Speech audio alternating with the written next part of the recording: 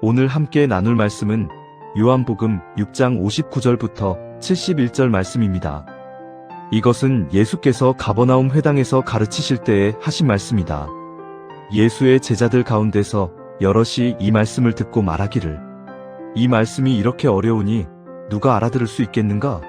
하였다. 예수께서 제자들이 자기의 말을 두고 수군거리는 것을 아시고 그들에게 말씀하셨다. 이 말이 너희의 마음에 걸리느냐?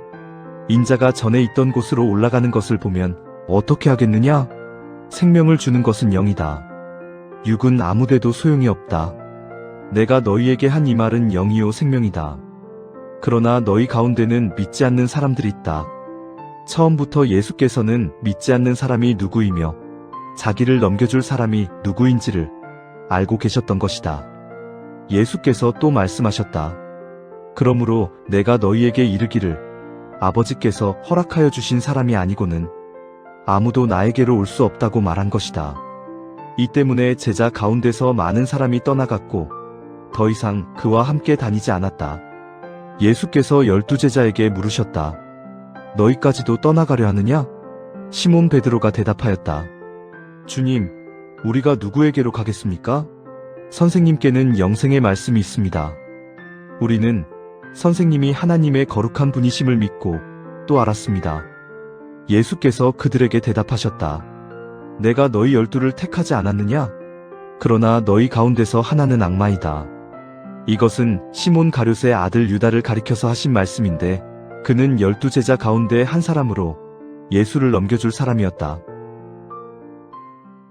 함께 요한복음을 보고 있는 우리에게 빛과 생명, 영원함과 같이 무언가 특별한 것에 대한 이야기가 많이 나오는 것 같아요.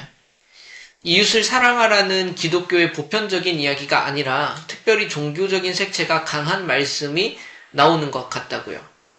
그런 우리의 마음속에 혹시 이런 마음이 있지는 않는가? 이게 정말 믿어지는 걸까? 영원한 생명, 태초에 빛이 있었다. 이런 이야기가 믿어지는 건가? 다른 사람들은 다 믿는데 나만 못 믿고 있는 건가? 내 믿음에 문제가 있는 건가? 사실 모든 그리스도인들이 이 생각을 경험하지 않을까요? 저도 그랬습니다.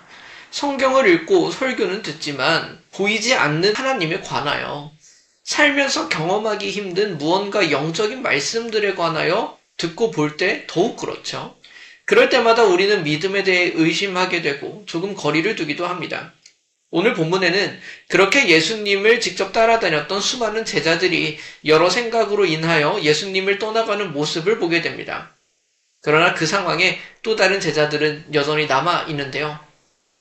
예수님께서 하신 말씀이 무엇이었을까? 그 말씀이 우리의 흔들리는 믿음에 대한 답을 주시는 것 같습니다. 예수님께서는 가버나움 회당에서 내 살을 먹고 내 피를 마셔라 라는 충격적인 말씀을 전하셨죠. 사실 십자가의 죽음과 희생을 의미하는 말씀이셨습니다. 이 말씀을 들은 제자들의 반응이 60절에 나옵니다. 한번 보겠습니다. 예수의 제자들 가운데서 여럿이 이 말씀을 듣고 말하기를, 이 말씀이 이렇게 어려우니 누가 알아들을 수 있겠는가 하였다. 본문의 이해를 위해서 두 단어를 살펴볼 필요가 있겠습니다. 먼저는 제자들이라는 단어입니다. 우리가 흔히 떠올리는 예수님의 12명의 제자를 말하는 것이 아닙니다. 예수님을 랍비로, 스승으로 보고 따르는 사람들이 있었고요. 사실 오병이어에 모였던 사람들이 예수님을 특별한 분으로 인식하고 모인 것 아니겠습니까? 물론 평범한 사람들도 있었지만 예수님의 기적을 보고 따라오던 사람들도 있었단 말입니다. 그들을 여기서 제자들이라고 표현하고 있는 것입니다.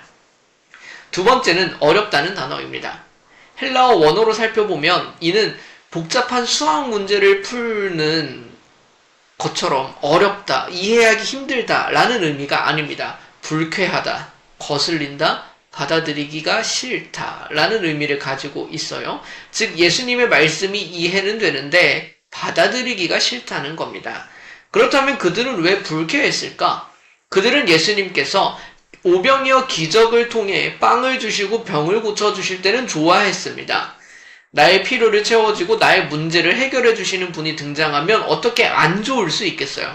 그런데 갑자기 그런 이야기는 다 중요하지 않다 그러고 살과 피와 영원한 생명과 영적인 것을 추구하라는 말씀을 하시니까 불편해지는 거예요. 내 기대와 다르고 내 필요와 다른 것입니다. 때로 우리도 사실 그렇죠. 우리가 듣는 말씀에 모두 동의되십니까? 곧바로 내 삶에 적용되기를 정말 바라십니까? 모든 사람은 축복과 사랑의 메시지를 받으면 그렇게 할 겁니다. 그러나 십자가를 지고 예수님을 따르라거나 영원한 것을 바라고 썩어질 것은 내려놓으라는 말씀은 그렇게 못합니다. 오히려 그 말씀을 듣는 내내 마음이 무겁대요. 내 기대와 다른 겁니다. 그때는 오히려 말씀이 불편하고 말씀이 불필요하게 내 삶을 너무 올가매고 간섭한다고 느끼기까지 하죠. 그런 불쾌함 속에서 그들은 어떤 결정을 했을까? 66절입니다. 이 때문에 제자 가운데서 많은 사람이 떠나갔고 더 이상 그와 함께 다니지 않았다. 본문은 이들이 단순한 청중이 아니라 예수님을 따라다니며 기적을 목격하고 말씀을 들었던 제자들이라고 기록하잖아요. 그런데도 말씀이 불편해지니까, 나한테 불쾌해지니까 떠나버린 것입니다. 그렇게 많은 사람들이 수군거리며 떠나갈 때 예수님께서는 그들을 붙잡지도 않으세요. 대신 이 말씀을 남기십니다. 본문 63절입니다. 생명을 주는 것은 영이다. 육은 아무데도 소용이 없다. 내가 너희에게 한 이 말은 영이요 생명이다. 여기서 육은 단순히 몸을 의미하지는 않을 것입니다. 하나님의 말씀이 믿어지고 받아들여져서 생명을 소유하게 되는 것이 영의 일이라고 한다면 인간의 이성, 경험, 우리의 열심으로 하나님의 말씀을 이해하고 믿어진다라는 것이 육적인 관점이겠죠. 예수님의 말씀이 영이고 생명이라는 것은 우리가 육적으로는 이해할 수 없는 것이고 영적으로 받아들여질 수 있다는 사실을 내포합니다. 아무리 머리가 좋고 오랫동안 교회를 다녔어도 아무리 성경에 관하여 신학에 관하여 많이 알아도요. 하나님께서 우리의 마음을 열어주시고 믿어지게 하시고 받아들여지게 하지 않으시면 결국 예수님의 말씀은 불쾌해질 겁니다. 그래서 예수님께서는 이어지는 두 구절에서 이렇게 말씀하시죠. 본문 64절, 65절입니다. 그러나 너희 가운데는 믿지 않는 사람들이 있다. 처음부터 예수께서는 믿지 않는 사람이 누구이며 자기를 넘겨줄 사람이 누구인지를 알고 계셨던 것이다. 예수께서 또 말씀하셨다. 그러므로 내가 너희에게 이르기를 아버지께서 허락하여 주신 사람이 아니고는 아무도 나에게로 올 수 없다고 말한 것이다. 예수님께서는 이미 그 반응을 아셨다고 말씀하십니다. 그리고 하나님 아버지께서 허락하여 주신 사람이 아니면 예수님께 나올 수 없다고 말씀하십니다. 우리의 믿음의 시작은요, 우리 자신이 아닙니다. 하나님 아버지께서 먼저 택하시고 부르시고 깨닫게 하시고 믿게 하시는 거예요. 우리가 십자가의 이야기를 듣고 믿게 되는 것. 눈에 보이지도 않는 천국과 영생을 받아들이게 되는 것. 내 죄를 회개하고 예수님을 주님으로 고백하는 이 모든 것은 하나님께서 먼저 우리의 마음을 만져주시기 때문에 가능한 기적과 같은 일입니다. 사실 그렇지 않겠어요? 눈에 안 보이는 걸 어떻게 진심으로 믿냔 말이에요. 이제 막 태어난 아기가 스스로 걷습니까? 부모가 잡아주고 이끌어주고 다시 이렇게 세워주잖아요. 믿음도 그렇단 말입니다. 우리가 스스로 선 것입니까? 아니요. 하나님께서 우리를 잡아주시고 이끌어주시고 일으켜 세워주시는 것입니다. 그래야 가능합니다. 말씀이 안 믿어지시나요? 받아들여지지 않습니까? 머리로는 알겠는데 삶으로 연결되지 않아서 고민됩니까? 믿음은 우리가 억지로 할 수가 없습니다. 하나님의 선물이라고 성경도 고백합니다. 우리 안에 믿음의 씨앗이 있다면, 그 증거들이 있다면, 어찌되었든 말씀 앞에 남아있기를 힘쓰게 된다면 이는 하나님께서 여전히 우리를 붙들고 계신 증거일 것입니다. 그러니 우리가 아무것도 하지 말자는 것이냐? 그렇지는 않아요. 하나님께서 붙들고 계시니 그를 인정하고 의지하고 반응하며 살아가자는 것이죠. 사람들이 다 예수님을 떠난 뒤에 예수님께서 남은 12제자에게 이렇게 물어보세요. 본문 67절입니다. 예수께서 12제자에게 물으셨다. 너희까지도 떠나가려 하느냐? 우리에게도 하시는 질문이 아니실까요? 이제 너희도 떠날래? 너희도 이 말씀이 불쾌하냐? 이어서 나오는 베드로의 고백이 우리의 대답이 되었으면 좋겠습니다. 본문 68절, 69절입니다. 시몬 베드로가 대답하였다. 주님, 우리가 누구에게로 가겠습니까? 선생님께는 영생의 말씀이 있습니다. 우리는 선생님이 하나님의 거룩한 분이심을 믿고 또 알았습니다. 베드로도요, 이 말씀 다 이해 못했습니다. 그도 힘들어서 사람들과 수군거렸을 것입니다. 그러나 떠나지 않았죠. 왜 그런가? 일단 예수님을 믿고 있기 때문에 그래요. 무슨 말이냐고요? 내용은 이해하기 힘든데 그 내용을 말씀하신 분이 어떤 분이신지를 믿었다고요. 그리고 다른 곳에는 영생의 말씀이 없었음을 알았기 때문에 그렇습니다. 말하고자 하는 건 이거예요. 남은 제자들도 다 이해되고 잘 받아들여져서 남은 것이 아니라는 점입니다. 막상 제자들이 예수님 십자가 지신다고 말하니까 분노하잖아요. 그들도 예수님의 가르침을 다 이해하고 믿고 있는 상태가 아니라는 겁니다. 그러나 그들은 당장 그 내용이 믿어지지 않아도 그 말씀을 가르치신 예수님을 믿고 남아 있었다고요. 그런데 이들이 예상하지 못한 대답을 하시죠. 본문 70절과 71절입니다. 예수께서 그들에게 대답하셨다. 내가 너희 12를 택하지 않았느냐? 그러나 너희 가운데서 하나는 악마이다. 이것은 시몬 가룟의 아들 유다를 가리켜서 하신 말씀인데 그는 12제자 가운데 한 사람으로 예수를 넘겨줄 사람이었다. 가룟 유다는 다른 12제자와 같은 환경에 있었어요. 똑같이 말씀을 듣고 기적을 보고 예수님과 함께 살았습니다. 그러나 끝까지 믿지 않았죠. 우리가 받은 하나님의 은혜가 당연한 게 아니라는 말입니다. 우리의 믿음은 하나님께 달려 있습니다. 이것이 우리에게 무엇을 이야기해 주냐? 믿음도 우리의 노력으로 되지 않는다는 것. 믿으려고 애써 보십시오.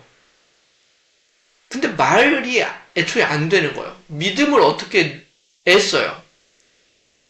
신뢰관계는 그렇게 쌓이지 않습니다. 그렇다면 어떻게 하라는 거야? 안 믿어지면 어떻게 하라는 건가? 그냥 그런 고민을 하는 사람은 우리들은 하나님께 선택받지 못한 사람이라는 건가? 그런 말도 아닙니다. 베드로의 고백이 우리의 고백이에요. 우리가 어디로 가겠냐 하는 겁니다. 이해는 되지 않지만 아직 믿어지지 않는 것이 많지만 예수님 앞에 머무르는 거예요.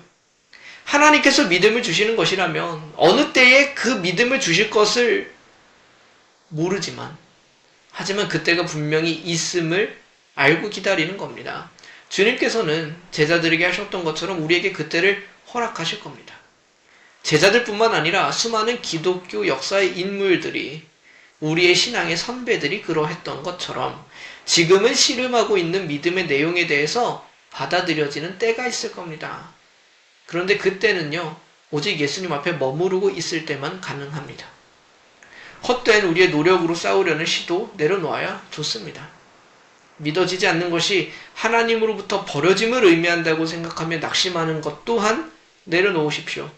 그저 아기처럼 하나님 앞에 늘 머무르는 게 우리가 할 수 있는 것의 전부입니다. 그런데 하나님께서는 우리를 떠먹이시고 자라게 하실 겁니다. 그때 우리는 하나님께 믿음을 고백하게 될 것입니다. 잠시 함께 기도합시다.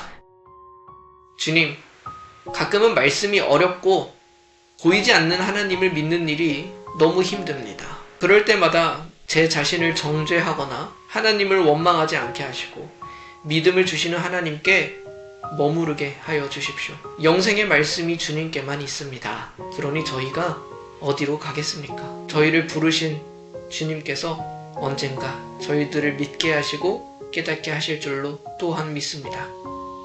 우리를 택하시고 부르시고 깨닫게 하시고 믿게 하시는 하나님의 은혜를 신뢰합니다. 예수님의 이름으로 기도드립니다. 아멘.